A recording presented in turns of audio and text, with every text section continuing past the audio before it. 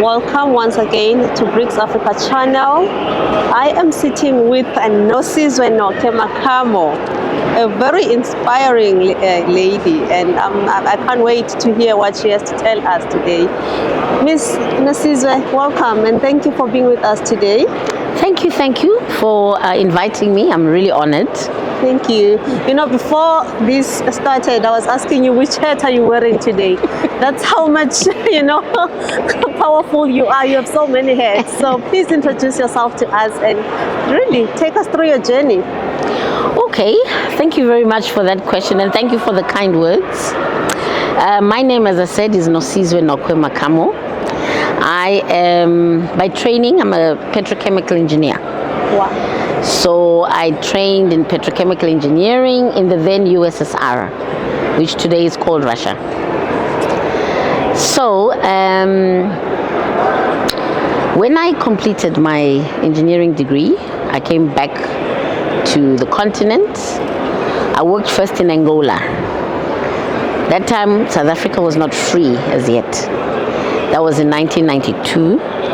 And then I came to South Africa and I worked in a company called Engine, which is a petroleum company, yes, where I worked for 16 years with a very great career, exposed to everything along the value chain.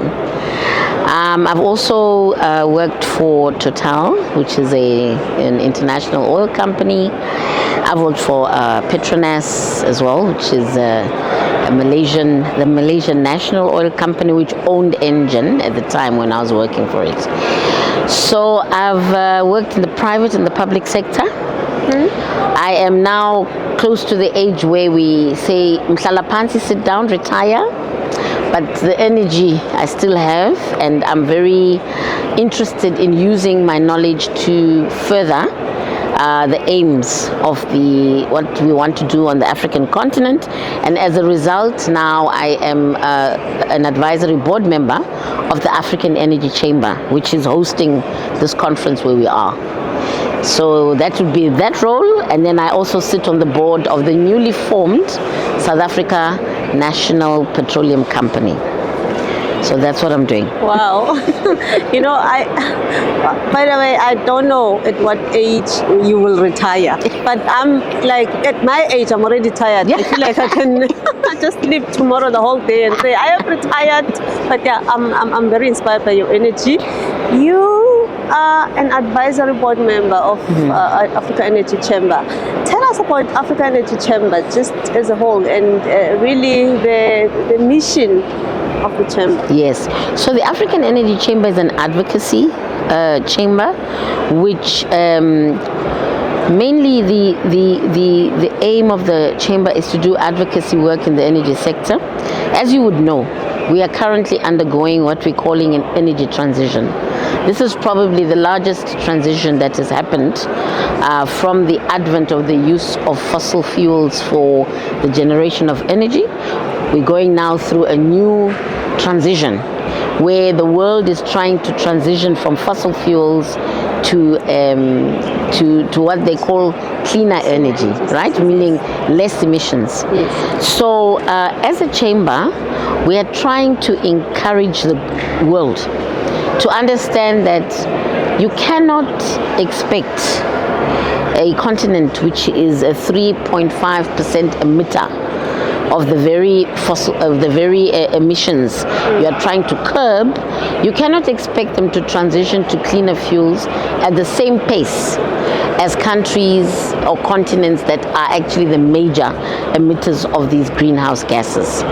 So that is a focus of the African Energy Chamber to say, no, we want African countries to be able to utilize the fossil fuels that they have for their development and even to assist them towards that very transitioning. It's a tough call because of the fact that, as you would know, there've been a Paris Agreement was signed, and then every year they have these COP meetings, and there everybody pledges to what extent they're going to curb their emissions. And then and therefore, when you are talking about the fact that Africa should be allowed to utilize its fossil fuels for development, which we really need very desperately in Africa, it looks as if you are speaking against what should be a good cause, which is curbing global warming and climate change. You understand? So you're almost swimming against the current. The current is moving this way, and we are swimming against the current to convince people that no, you need to allow Africa to transition at its own pace and utilize its fossil fuels, i.e. its crude oil and its gas, to be able to fuel the development that we so need on this continent. So that is what keeps us very busy in the African Energy Chamber, convincing the different stakeholders that it's not a one-size-fits-all story, and you need to understand that. The good news is that about 2-3 years ago, gas has now been accepted as a transitional fuel. That's fabulous. So that means that all the countries that have gas reserves are able, if they can bring their projects to fruition very quickly, then they'll be able to utilize that gas, because it's now been recognized globally as a transition fuel. So that's what we do. So what you see here, all these people here, it is testament to the work that the African Energy Chamber has been doing in getting all the stakeholders to try and understand that, guys, let's work together, let's move this thing forward quickly, but can everybody understand that we have to do this, i.e. using our fossil fuels? I like what you're saying in terms of us using our natural resources fully, so that we are able to power up Africa. Because what many people don't understand is that how the economy or the economic spin-off of having these mega projects, energy projects on the African continent, in terms of bringing investors and basically just to create jobs, needed jobs for Africans. And I think it's a good thing what AEC is doing. But now I need to ask, because obviously we are responsible for the environment, we have to be responsible. So in terms of our development and how we utilize these natural resources, how then would you say we are doing it responsibly, so that people can, take full confidence in saying we are not just careless in terms of development or even using these natural resources, particularly fossil fuels? So the good thing is that because this has always been a risky industry, the industry itself has evolved over the years into recognizing the risks and mitigating the risks. So the nice thing is we're coming at the tail end as Africa right now in bringing these projects online, and all the mistakes have been already done. You understand? So we are now at the point where we are able to learn from the mistakes of the past, put in, and that is why it's so important for what we call government must mitigate the above ground risks. So below ground risks are the risks which are underground, which are what happens when you are drilling and all of that, which the companies, as you know, are very, very strict about their safety measures. But we, as governments and as regulators, we must then mitigate the above ground risks. What are those? Environmental rules and laws. You've got to make sure that you've got social engagement with your social partners so that they also get to understand. So transparency with your social partners about your projects that you're doing. You've also got to make sure that regulatory issues are in place and can be monitored. So the safety regulations that you put in place, no point having it sitting on a desk and it's under somebody's drawer. Put in safety regulations, and then you're able to monitor them to make sure that the companies that are operating are sticking to those things. So you have to mitigate all the above ground risks as a government or as an authority. So that's what we need to put in place in the different countries or where we've got these fossil fuels, and are inviting investors to come in and make sure that we actually monitor them. From a safety perspective, I can tell you that a lot of these operating companies have got extremely high safety standards. Simply because, do you know, if you're drilling, I mean, it'll cost you a couple of $100,000 a day for that rig. The last thing you want is downtime as a company where, because you've done something silly, then you've been closed down either by the regulator or even your own rules. Downtime is paid for. You're losing money. So they have a moral responsibility, but there's also a cost responsibility. So putting all those things together, as I said, the environmental regulations, making sure that the social, what do you call it, social engagement and all those things are the things that you need to do, and we encourage companies and governments to do so that they can mitigate the above ground risks. So when we talk about the countries that are still discovering these mineral resources, and now, you know, globally we have a huge problem of people who call themselves environmentalists. Some of them are even not environmentalists, by the way, but they really try hard to stop any discovery that is about to happen on the African continent. So how would you, or what is AEC doing to ensure that at least those issues are addressed and they help governments, because those people, they stop governments, they don't come to AEC. So in terms of assisting governments to deal with this challenge. So as I said, AEC is an advocacy organization. Engagement with the government officials, engagement with the regulators, engagement with the authorities, bringing all these aspects and the knowledge that we would have gathered from the different parts of the world to say, this is how this country dealt with this issue. These are the methodologies. This is what you can do. Transparent engagement and making sure that the recognition is there. I can tell you one thing, the governments in most of the oil producing countries are probably more au fait with what I'm talking about than we as a chamber are, obviously.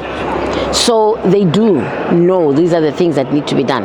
But the beauty about what the chamber is able to do is that the chamber is able to bring in the private sector, the public sector, those environmentalist sectors all together and say, guys, sit down in a room and talk about this.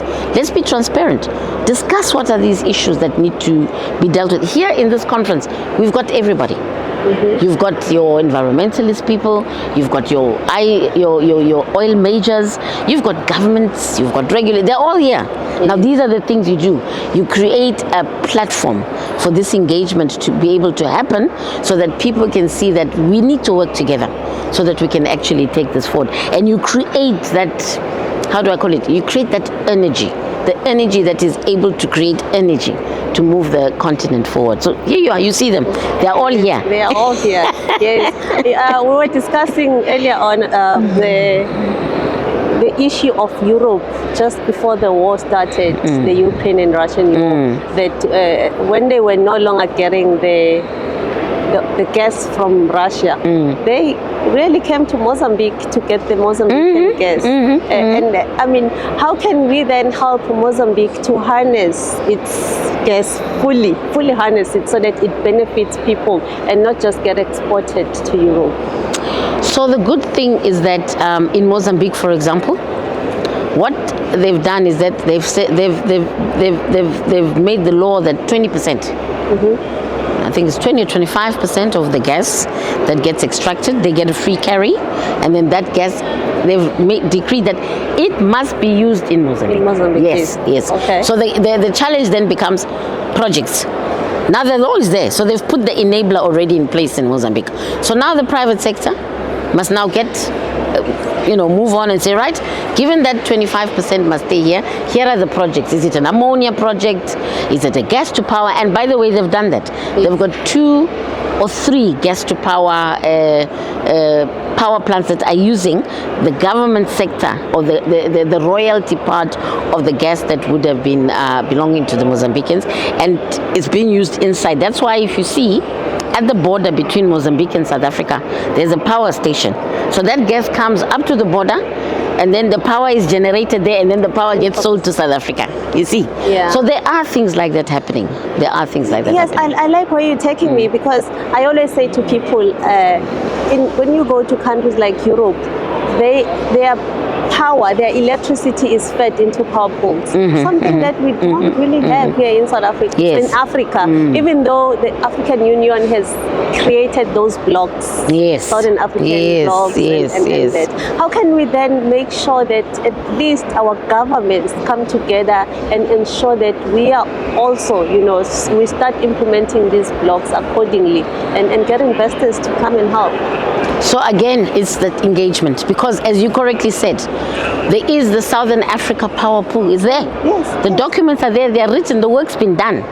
Now it's about implementation. So from an AEC perspective, what do?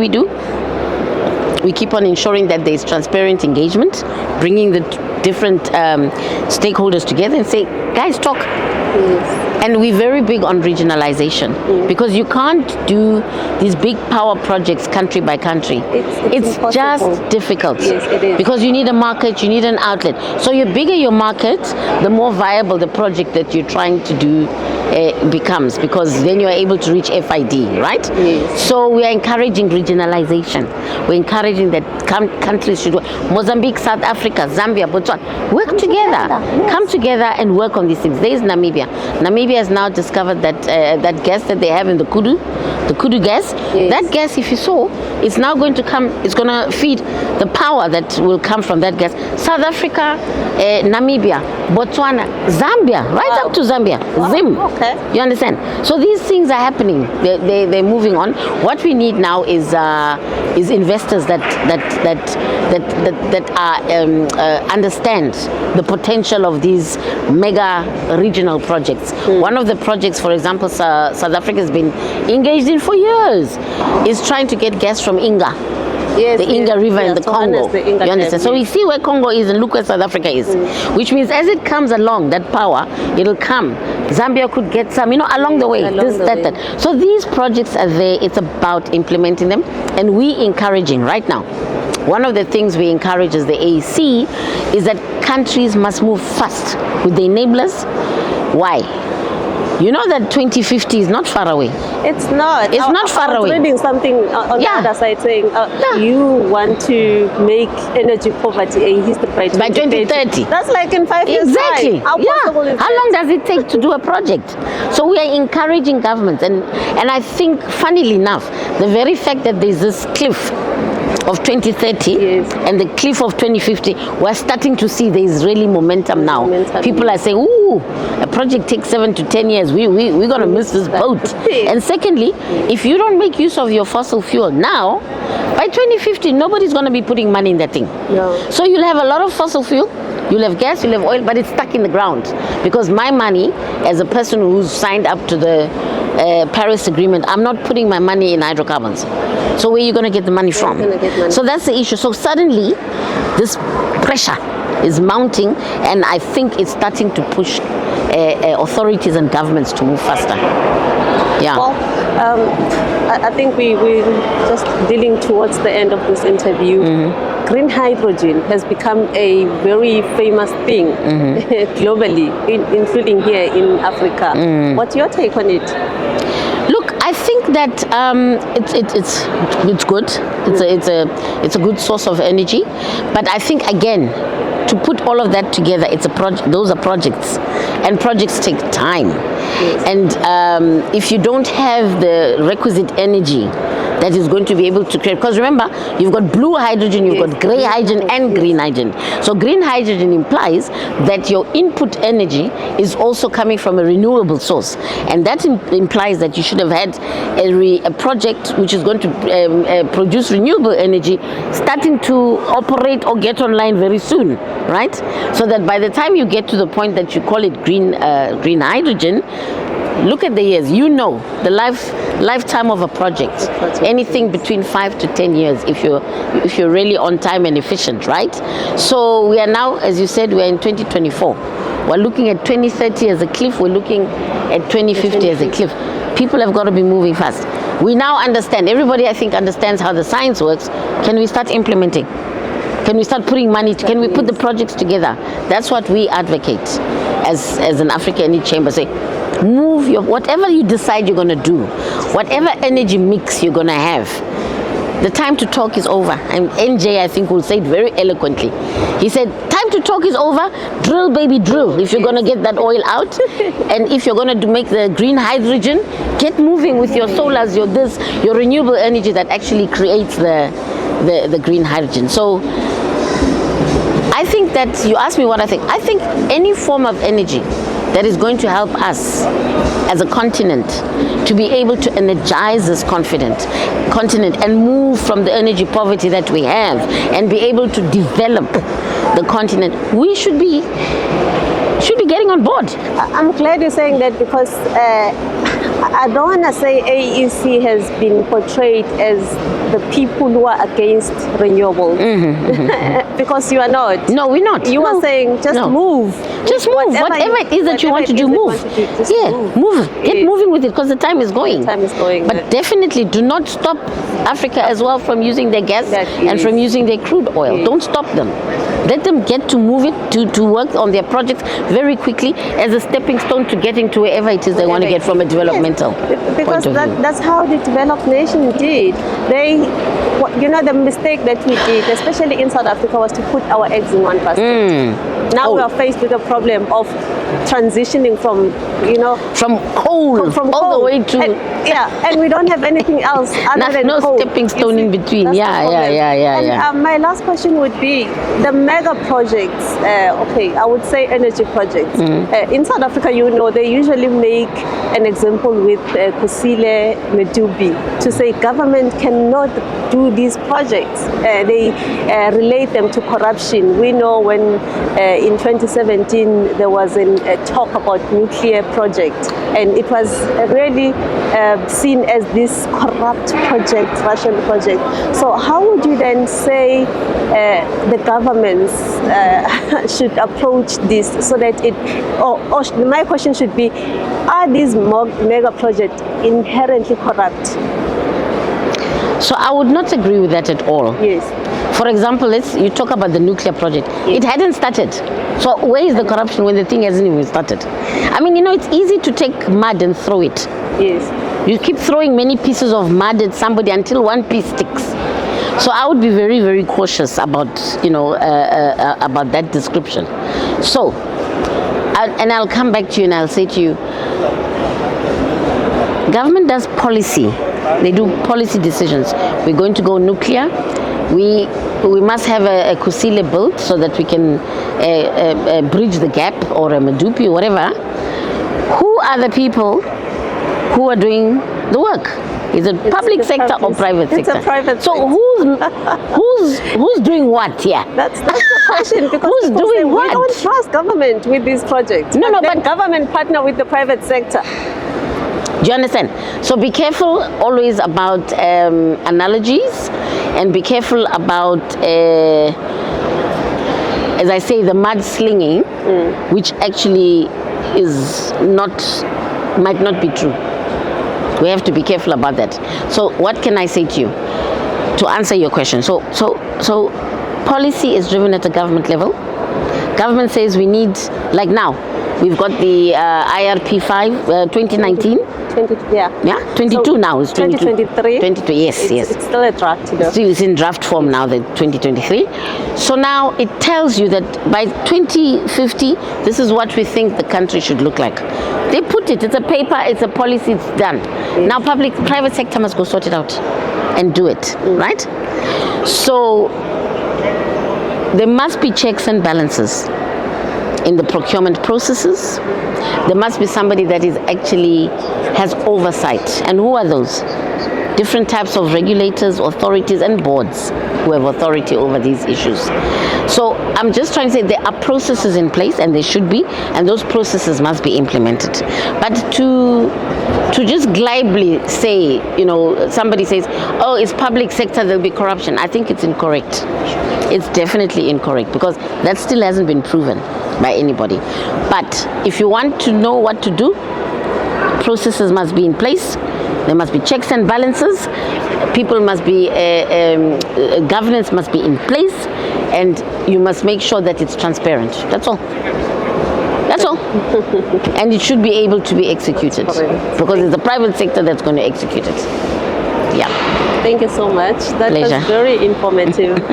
Thank you everyone for watching. This is Miss Nozizwe Yes, Nokwe-Macamo. Nokwe-Macamo, the board member of Africa Energy Chamber.